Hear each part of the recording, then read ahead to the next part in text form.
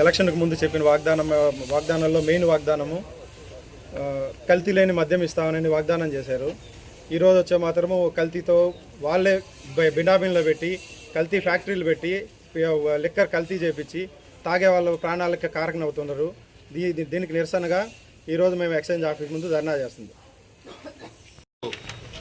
ఆంధ్రప్రదేశ్ రాష్ట్రంలో కూటమి ప్రభుత్వం అధికారంలోకి వచ్చిన తర్వాత అధికారంలోకి రాకముందు 1,00,000 ప్రశ్నలతో జగన్మోహన్ రెడ్డి కల్తీ మద్యం అమ్ముతున్నాడని చెప్పినటువంటి ఈ కూటమి ప్రభుత్వ నాయకులు అధికారంలోకి వచ్చిన వెంటనే మరి ఇప్పటిమప్పుడుగా మరి ఈ షాపులకు లైసెన్సులు ఇచ్చి గ్రామాన బెల్ట్ షాపులను ఓపెన్ చేపించి ఈ బెల్ట్ షాపుల ద్వారా ఎన్ బ్రాండ్ని కల్తీ మద్యాన్ని బెల్ట్ షాపుల ద్వారా వాళ్ళే స్వయంగా డిస్టిలరీల ద్వారా తయారైన మద్యం కాకుండా ఎక్కడ పట్టినా ఇప్పటిమప్పుడుగా కల్తీ మద్యాన్ని తయారు చేసి ఈరోజు రాష్ట్ర వ్యాప్తంగా కల్తీ మద్యాన్ని అందుబాటులోకి తీసుకొచ్చి ప్రజల ప్రాణాలని బలిగొని మరి వాళ్ళకు వారే దొంగని అరిసినట్టుగా మరి వారు సిట్ ఏర్పాటు చేస్తామని చెప్పి మాయ మాటలు కల్లబొల్లి మాటలు చెప్పారు.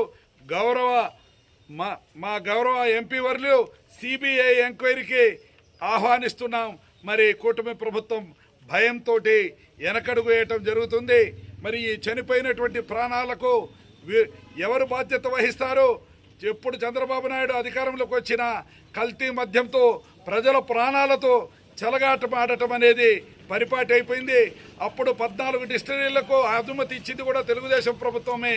మరి ఆ 14 డిస్టిలరీల ద్వారా కూడా మందు తయారు చేయకుండా వాళ్ళ సొంత ఇళ్లలోనే ఫ్యాక్టరీలు పెట్టి కల్తీ మద్యాన్ని తయారు చేసి ఆ కల్తీ మద్యాన్ని ఈ షాపుల ద్వారా కూడా కాకుండా నేరుగా బెల్ట్ షాపుల ద్వారా అమ్మకానికి పెట్టి ప్రజల ప్రాణాలను బలిగొంటున్నటువంటి ఇటువంటి దుర్మార్గపు చర్యల్ని ఈరోజు వైఎస్ఆర్ కాంగ్రెస్ పార్టీ ఎండగడుతూ మరి ఉదయగిరి నియోజకవర్గంలో కూడా ఈరోజు పార్టీ ఇచ్చినటువంటి రాష్ట్ర పార్టీ ఇచ్చిన పిలుపు మేరకు మా నియోజకవర్గ ఇన్ఛార్జ్ గారు మేకపాటి రాజగోపాల్ రెడ్డి గారి పిలుపు మేరకు ఈరోజు ఉదయగిరి ఎక్సైజ్ కార్యాలయంలో మేము వినతి పత్రాన్ని ఈ యొక్క కల్తీ మద్యాన్ని అరికట్టేదానికి చర్యలు తీసుకోమని చెప్పి సిబిఐ ఎంక్వైరీకి డిమాండ్ చేస్తూ వినతి పత్రాన్ని సమర్పిస్తున్నాం.